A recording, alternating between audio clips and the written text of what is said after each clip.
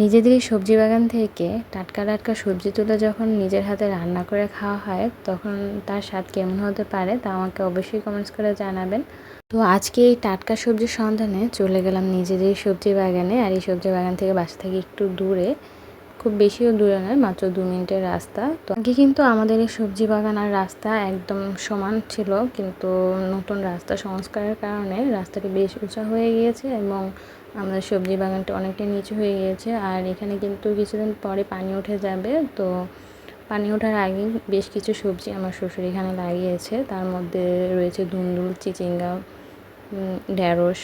তো আজকে কিন্তু আমি তুলতে এসেছি ধুন্দুল এবং ঢ্যাঁড়স। তো প্রথমেই আমি ধুন্দুল তুলে নিচ্ছি। তো ধুন্দুল তোলার জন্য পাশের বাসার এক কাকিকে পেয়ে গিয়েছি, তাকে বলেছি যে ধুন্দুলগুলো পেরে দিতে। তো সে কিন্তু খুব সুন্দর করে ধুন্দুলগুলোকে কাঁচি দিয়ে কেটে কেটে তুলে দিচ্ছে।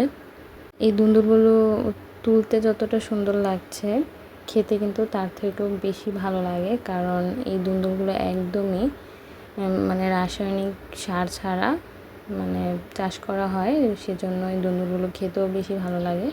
তো ধুন্দুল খেতে কিন্তু আবার চিচিঙ্গাও লাগিয়েছে, তো একটি চিচিঙ্গা ধরেছে, তো সেই চিচিঙ্গাটিও বলেছে পেরে দিতে। তো এইভাবে করে সবগুলো ধুন্দুল মানে যেগুলো খাওয়ার উপযুক্ত হয়েছে সেই ধুন্দুলগুলো পাড়া হয়ে গিয়েছে। এবার চলে যাচ্ছে আমি ঢেঁড়স ক্ষেতের দিকে। তো মাঠে খুব সুন্দর সুন্দর শাক হয়ে গিয়েছে, যদি সময় থাকতো তাহলে অবশ্যই তুলে নিতাম। তো চলে এসেছি ঢেঁড়স ক্ষেতের দিকে। তো ঢেঁড়স খেতে দেখতেই পাচ্ছেন ঢেঁড়সগুলো একদম খাওয়া উপযুক্ত হয়ে গিয়েছে। আর ঢেঁড়স কিন্তু 1-2 দিন পর পরই তুলতে হয়, অন্যথায় কিন্তু বুড়ো হয়ে যায়। তো আমি কাঁচি ছাড়া আমি নিজের হাত দিয়ে চেষ্টা করছি কয়েকটি ঢেঁড়স তুলে নেওয়ার। কাঁচি ছাড়া তুলতে কিন্তু খুবই কষ্ট হয়, তাও মন চাচ্ছে কয়েকটি ঢেঁড়স তুলতে।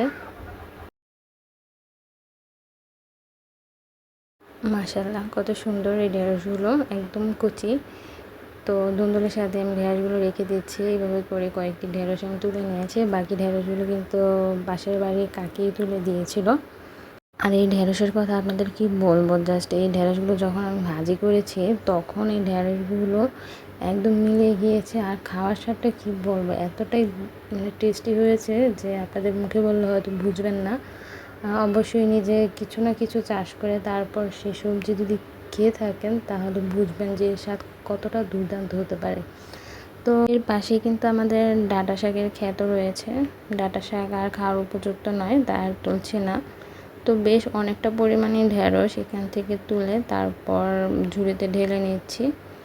আর এই ঢেঁড়স, ধুন্দুল এবং যে কোনো সবজি ঝুড়ি ভর্তি করে যখন বাসায় ফিরি তখন মনে এমনিতেই শান্তি চলে আসে।